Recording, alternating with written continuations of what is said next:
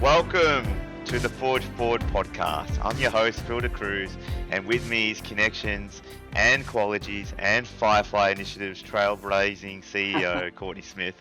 How you going, mate? Awesome, buddy, and I'm super excited for this one. This is right in my pocket. Yeah, you spoke highly of this character, and I've gone through his profile, and he seems quite interesting. So I'm glad to get into this one. So we've got someone special, Rickard from UserDoc. How you going, mate? Say hi to your fans. Hello, everyone. Great to be here. Thank you very much. Beautiful, mate. Beautiful. Look, as we step into the Forge, Chris, and I'm really glad you could give us your time and presence. And the reason why, there's a couple of fronts. We've worked together on and off for nearly a decade. I got to meet you in the early stages of doing a complex system design, and I have to be honest, it was one of the most efficient and friendly environments I've ever done from a user requirements point of view. Excellent. 10 years later, some AI and all of these sorts of things in play. Tell us about where you are now, given what we did that 10 years ago and what you're doing now. Love to hear it. Yeah, definitely. So 10 years ago, I owned my own software consultancy and did the job. I started as an engineer, but did the job of fleshing out requirements, working with customers to kind of try and get the actual needs as opposed to what you think initially is important. And now, 10 years later, doing the same thing with AI. So built UserDoc, which is an AI-infused software requirements management platform, which our customers use to help sort of design and facilitate what needs to be built, and then get workflow approval and stuff. It's based on the human-centered design concepts of personas and journeys and user stories. But yeah, it's been an interesting journey. Yeah, and we've had a little bit of a chat about it because I'm super intrigued. Why? Because I see lots of use cases, not just in requirements gathering, in tender responses. We've just had a session with a participant, Jeff Blutman, who their job is to do audits in ISO, which is a prescriptive set of standards that you need to adhere to. And I just look at all of these and I go, if this is not right for disruption and not right to be used for AI, what is? I'm going to land you into a story you told me about a recent piece of work you're doing, which blew my mind. And most of the people I've spoken to just can't even comprehend, which was that you spent a bucket load of credits reverse engineering some code. Can you tell us a little bit about that story? Yeah, certainly. So I didn't actually spend the credits. We didn't pull the trigger, but I'll tell you. Part of UserDoc is helping businesses, build requirements for new systems, but also understand their existing systems. So we're using the AI to reverse engineer the source code of different platforms. There could be legacy systems that are millions of lines of code or whatever it looks like, and the business no longer understands how it all works. So we've been iterating on that for about 8 months. And in our first sort of initial alpha phase, we had a customer that was super keen. They had a really old system that was something like 13 million lines of source code, which was built by hundreds of developers over 14 years or something like this. It was a no-brainer. It was a no-brainer for them that they needed AI to help sort of surface some of the knowledge that they'd lost with it. And so, as I mentioned, we built out this initial alpha. We were pretty close to kicking it off, and we did a bit of a calculation, and it was using a lot of AI agents essentially. So many calls, many AI agents acting as different sort of personas. It came out to about $170,000 Aussie to do this job. Which to be fair, I then spoke to the organisation, and they mentioned an equivalent BA had quoted them. It would take about a year to 18 months to do the same thing manually. So 170K, not too bad. But I can tell you, since then we've iterated on this exact specific product, and it's now kind of 10% of that cost for a system of the same size. So that was we're in the early stages. So you got to fumble and trip a bit while you're playing with new tech, right? That's how it works. 100%, and also to complete some of these really complex things with AI. Everyone probably has used ChatGPT. You can ask it a question, it returns an answer. But for the type of stuff that we're doing at UserDoc, we're sort of going back and forth tens of millions of times, and that can add up really fast to do the type of complex work that needs to be done. So yeah, it's an interesting space to play in. Insane. Mate, technology, it is going crazy right now. It is on fire.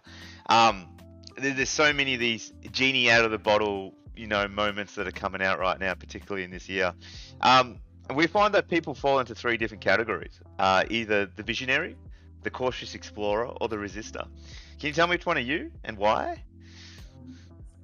Interesting. I guess I don't have the exact definitions, but I'm gonna go out. I'm gonna use my assumptions. Want to get in there? Don't want to prop my head up too much because I'm not sure. And get the hell out of here. I don't want to know about the shape Terminator. of the world in a what is it? Terminator style existence. Terminator's coming. Yeah. Yeah.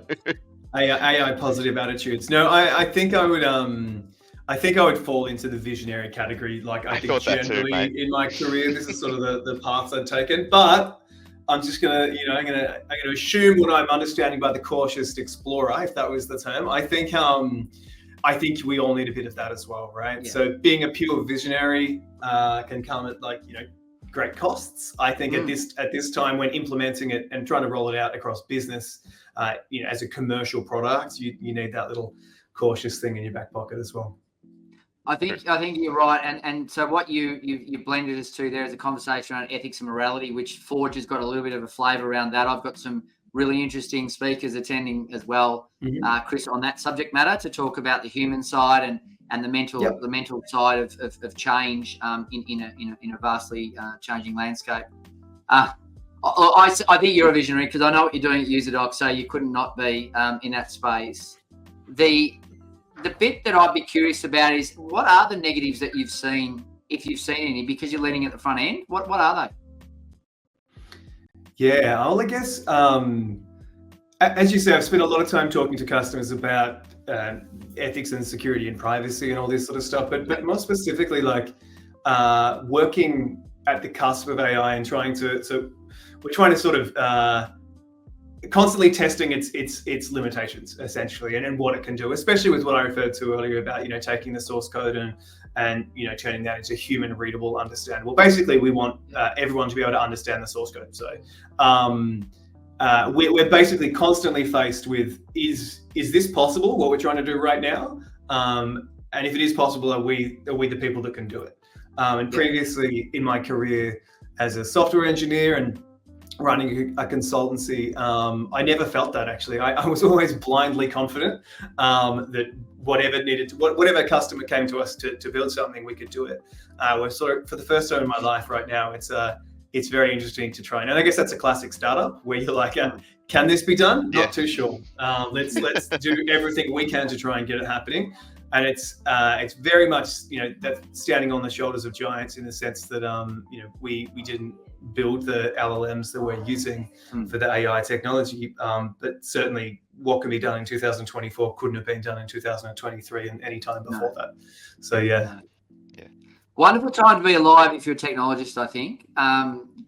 And so on that note, given that you're going to be with us on day 2 and really driving a bit of the AI content around having some young kids on site, doing some things in real time, testing their mettle, getting them an opportunity to introduce them to, large industry players in segments of the market they might not have even thought there was deployment opportunities to play in, These are the future leaders. We need to support them and we need to make sure that they've got places to land.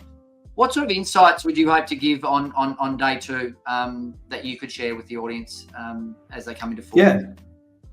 Yeah, certainly. So I think my interest is specifically in that cross-section of existing business problems and how they can be solved by tech. So especially AI. So I think it's a really interesting opportunity. Like there's so much inefficiency across everything, but specifically around, automating processes. We could always do this with custom software, but AI has just kicked that up like 1,000x essentially. Yeah. So do you reckon the number's 1,000x? I feel like it's 1,000x.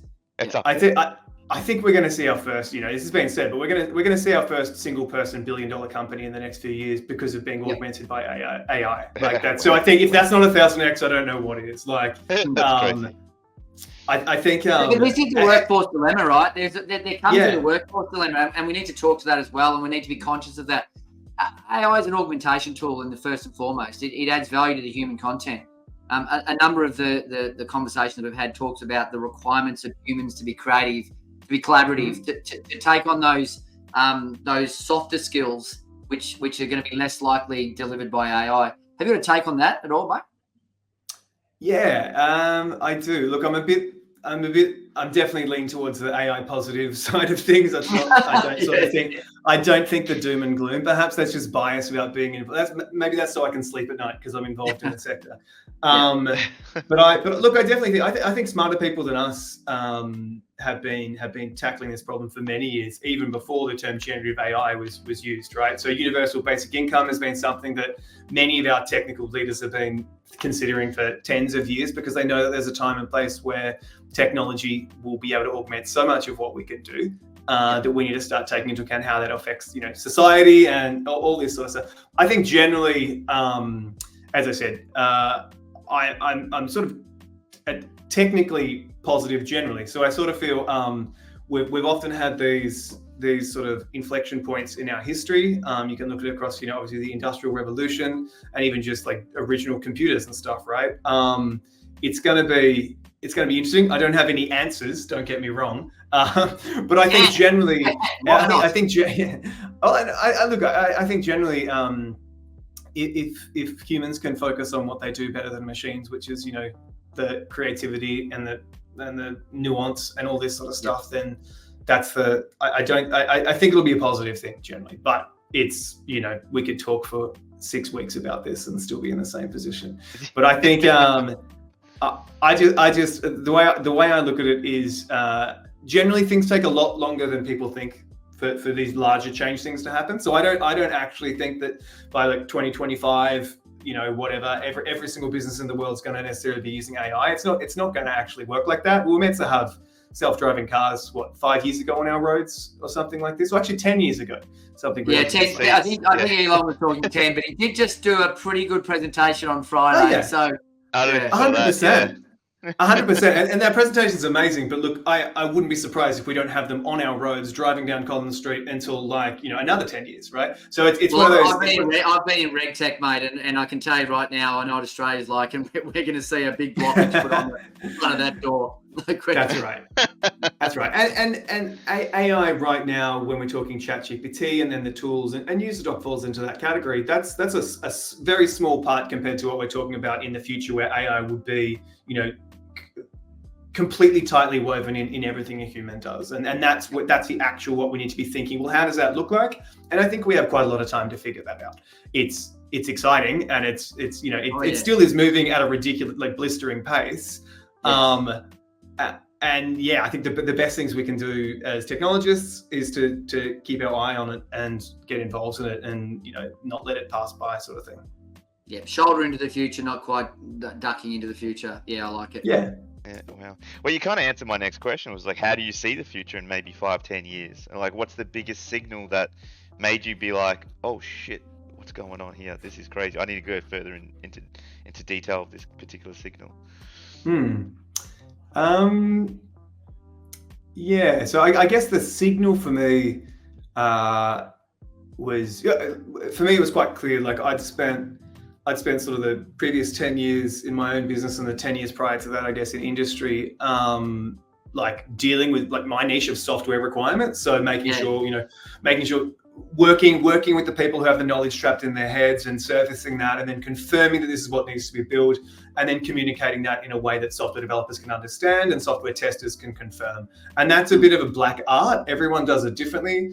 So for me, the big thing was I'd sold my previous business and I was thinking about what to do next, and I started playing around with GPT-3. So this was 2022, and I was always interested in this space of how to communicate what needs to be built, and just playing around with and we probably all had this moment with ChatGPT, but this was an early iteration of that, about what was possible, and I was like, wow, if this is what we can do now in 2022.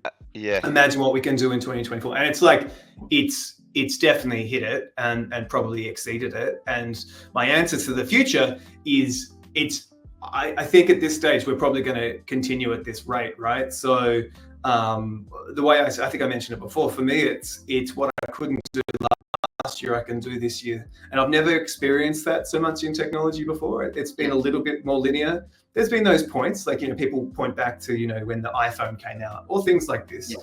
But in my mind, this is such an enabling capability across all industries and sectors that it basically allows so much opportunity. That's the way I think about it. Harping back to the visionary concepts, it's there's just so much opportunity across everything. Colliding S curves, man, at the moment are insane. And on that note, I think, and you can correct me, we know Moore's law and the compounding effect of compute and storage. What's really interesting is, and please, if you've got facts that go against me, let me know. I think I heard that in speed, OpenAI hit, it was either 100 million or 1 billion users in 11 days. It was exponentially quicker than TikTok, TikTok was like the new standard, right? Just next level. So 11 days hit 1 billion users or 1 billion users or something like that. It was a crazy number. So I mean, fastest growing. Machine teaching machine singularity. I think I also read that there's a defining point approaching us, which is that the knowledge trapped in computers versus the whole of the 8 billion people that we've got on the planet, they think will pass in like 2027, 28, as in computers will have more pent knowledge and awareness of human existence and life and who we are than humans will have. So look, I'm not trying to scare the viewers in any way, shape or form, but I think the importance is to be aware, of the powers we have as a human. I think what Courtney's trying to say is let's get rid of Trump and Camilla and just have a government AI. A government DAO, another S curve. There we go. I think it's important, Chris. It's important to say here that because I heard that stat as well, Courtney. I think the fact that a computer can store the knowledge it doesn't give it the reasoning capabilities, right? That's the biggest hurdle that is being dealt with right now is that super detailed reasoning. That's where AI falls over, and that's where if anyone's familiar with the latest OpenAI model O1 preview that was announced recently, that's what they're really trying to focus on, because computers have been storing data since the day they were invented. That's their job, ones and zeros. We've now got the scale, as you said, which is amazing to actually capture, or in 27 or whatever, to capture it all.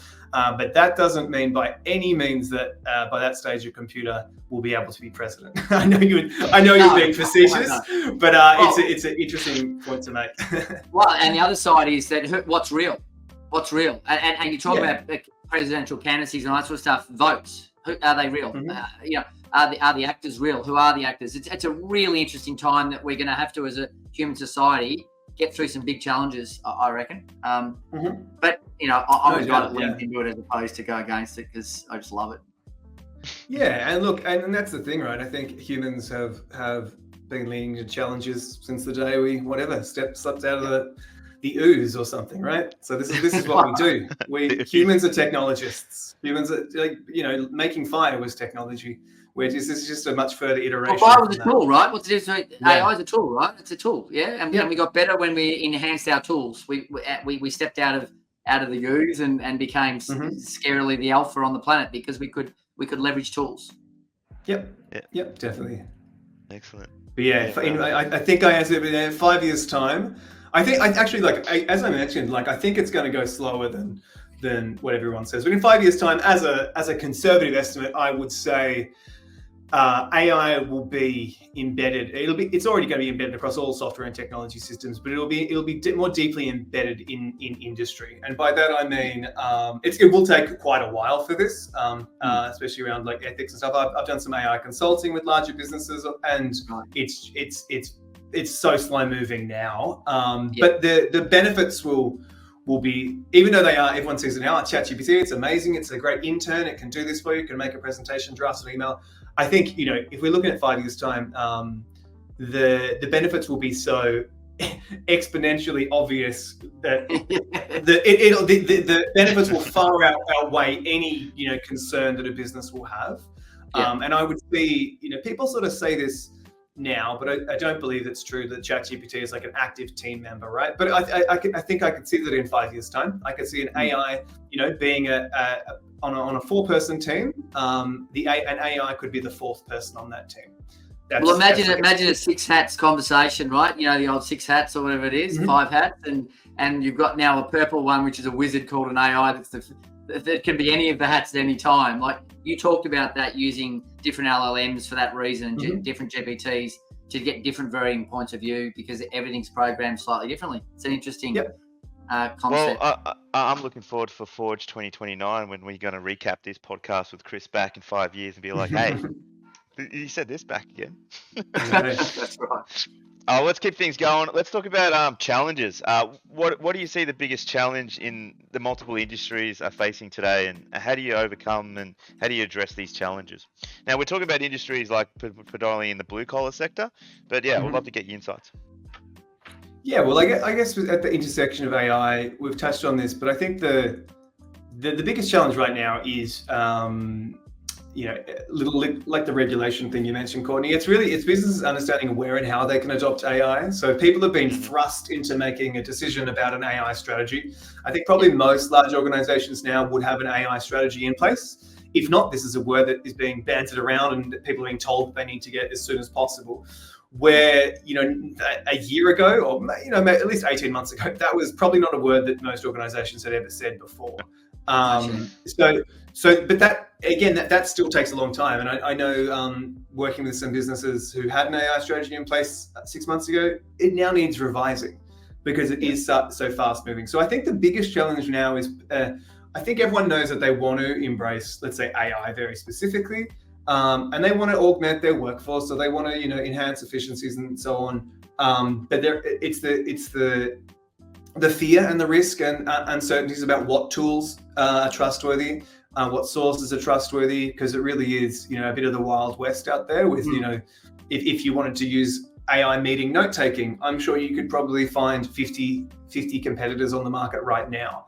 And this is just because everyone in the world sees the opportunity. But what's really important is if you are a construction company that is dealing with perhaps, a lot of IP around, whatever it is, designs and such, well, which AI note taker can you use then? So I think that it's that, like on the surface, it seems like an easy, obvious thing, but we're sort of missing, because we're moving so fast, it's very hard for people to make informed decisions and having all the information, especially if it's something like AI, which is quite hard to understand all the nuance about how it works, what's being trained, is my data being used for training other data sets and so on.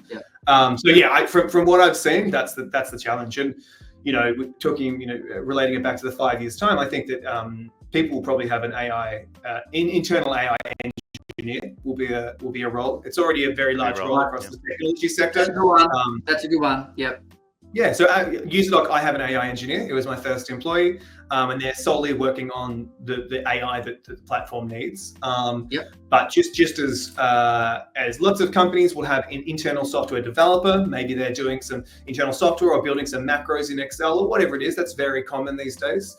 You would also have an AI engineer, which understands how to do best practice communication with the LLM, so prompt engineering and so on, but also being able to have the experience and depth of knowledge to be able to help make those strategic decisions on behalf of organizations.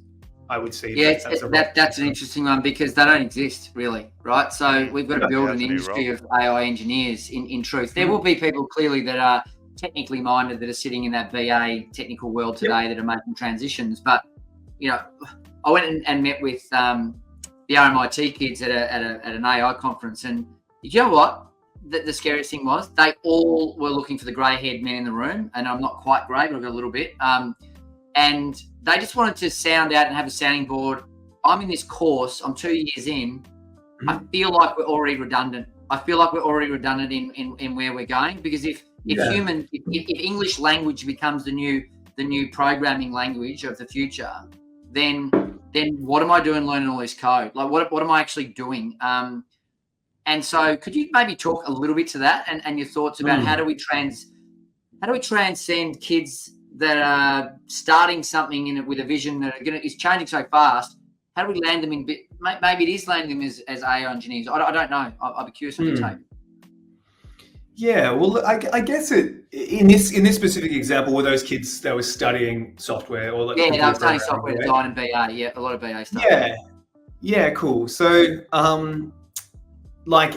right to be, I was going to say worried, probably not necessarily right to be super worried, but I would say definitely right to be keeping your eye on everything that's going on.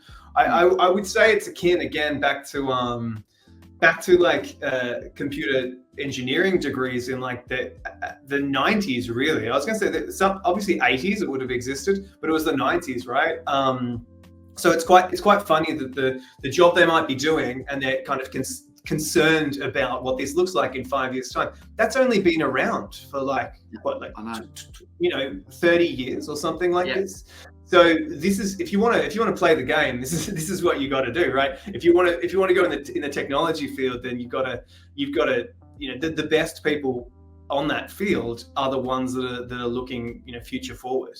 If you want a more safe industry, there are many other ones to sort of choose. But I think it's always been that way. But my advice to say someone at university now who's studying web design or computer programming or something like this is universities have always been slow. I went to university in 2000. I went to Monash, and what I learned at uni was what was in place in the industry about 5 years prior.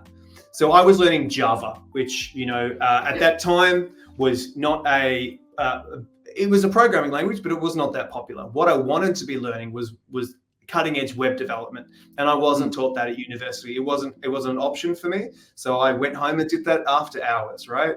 Right now, I'm hoping there would be, because universities come a long way, there would be courses on AI, I'm sure of it right now, but they will not be teaching you the cutting edge AI.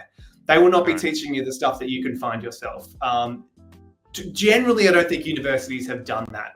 Traditionally, they teach you the bare bones, the fundamentals, and it's up to you to augment and top that up based on your specific interests. But I would say definitely keep an eye on what's going on, get involved. And if you're a business analyst, then that's the field that UserDoc plays in. Go to userdoc.fyi and have a look at that. I'm with you 100%, mate. Like, beautiful plug, yeah. What you don't know, Phil, is I caught up with Chris on. He's with Build Club, Melbourne Build Club, and they've got a group, quite an eclectic group of people that come along to a Friday hackathon session, right? Which is where I sort of got my idea to bring some kids into a hackathon day too from you. It's just a mashup. But the bit that I walked away from there, and I was so encouraged but so worried, was this simple little analogy. You had a year 10 boy that his parents had said they would give him authority to leave school to start his dream aspiration because they had seen and felt, smart parents, right? This is not the norm, that this kid was so motivated and he was so far ahead of the curve that he couldn't have failed if he stepped out of school, because school's never going to keep up with him. Now, tell me that a little bit about that story, because that boy was fascinating to me. But this goes to the point you made, which is it's in your own hands, right? This world is in your own hands. How you choose to play is up to you. Yeah, definitely. So I believe I was just looking at LinkedIn. So that's Raj. Raj. That's right. So I met him at a few. There's a great group in Melbourne called AIML, which is AI Machine Learning Group. They've been going for many years. They do a lot of talks and speaking events and stuff. So I saw him at a couple of those. Invited him along to Build Club, which had just started up at the time, which, as you mentioned, Courtney, is a group of AI engineers, really, who are building stuff. So we sort of get together and do that every few weeks. And Raj is one of those dudes who's like, it's very obvious he's gonna go far. I think I said, can you please come and work for UserDoc? And he's like, I've got too many other things I want to do. I said, I think you live close enough that you can come and take over all our OA now. Like, just come and do do shit for us now. Yeah, so he's the prime example, right, where things are moving so fast. What he was doing was he was building small little examples, and he was going out on LinkedIn and Twitter and stuff and like saying, this is what I've built, getting feedback. You get great attention, and that has always worked. That's the best way to get a job in a startup, is to be building stuff. Your resume is like the boring way to get a job. The portfolio. The portfolio is like, I built these 9 things. They took me a day each, and they're awesome, and they're kind of using new tech. And now I was just looking, and so Raj has a job. I think we talked about time under tension before, Courtney. So he's an AI engineer at time under tension. He's got time, is he? Wow. Yeah. Wow. Yep. So speaking of AI engineers, so exactly. Tim's coming along to Forge. So we're talking about cutting edge opportunities to speak with people at Forge. Let's be honest here, based on what we're talking about now. Like yourself, Tim, time and attention, and with anyway, I won't go into it. If you don't come to Forge, you're mad. And if you don't bring a group of people, you're madder. Because if you don't walk away with knowledge and the sharing of opportunity, you're going to miss out. There's not too many events that are set up like this that I've seen. Chris, I know you're doing them, but not for the industries in which we operate. And that's right. And maybe a good analogy here is I think it was like June last year when I was like really getting heavily involved in generative AI with my business UserDoc. I was like, I didn't have anyone, I didn't have a group of people I could talk to, or didn't have any connection. I actually flew over to San Francisco to go to the first ever AI engineering conference. That AI engineering term, the term had been coined a couple of weeks prior. Now I should say, there are classical AI engineers that might hate what I'm talking, because they're like, I've been an AI engineer for 30 years. We're talking generative AI engineers. The common use case. So I flew over to San Francisco, spent a week there, went to heaps of events, met a lot of people. I met a young guy from Sydney, funnily enough, and he was doing the same thing as we spoke about Raj. So he was like, I don't know exactly what I want to do, but I know I need to be here at the coalface, and I know I need to be meeting people. And that was the first introduction to Build Club, which was started in Sydney. And I helped put together the Melbourne branch of that. And it was really because I needed to be around people who could help me with what I was going through. It was very it was so new. Humans, funnily enough, humans that can help you through. This is the thing. It had to be humans. There's no question. Humans were going through the same troubles and trials, trying to what AI to use and which model and how to do fine tuning and all this sort of stuff. So finding that community was amazing. And that was sort of helped me move forward very fast. So, referring it back to Forge, having that human connection with people who are interested in stuff you're doing is a little community is going to help you forge forward. Mm-hmm. Yep, definitely. Beautiful. Well, that's 32 minutes, mate. This has been a journey, which has been great. I knew you could flow it. I said to you before I got in, it's going to be a chat fest. I reckon we could go for another half an hour, but we'll probably have to call it there, unfortunately.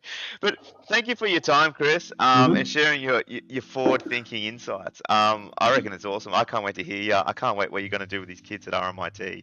It's going to be a fantastic event, a very one-of-a-kind event. So I appreciate your time today, mate. And please bring a couple of kids from Build Club, because I'm all for the next gen and giving them an opportunity to show their talents and skills in front of a good audience. Awesome. I can't wait. Looking forward to it. Thanks, Chris. Appreciate your time. Wonderful. Cheers, mate. Thank you, guys. See ya.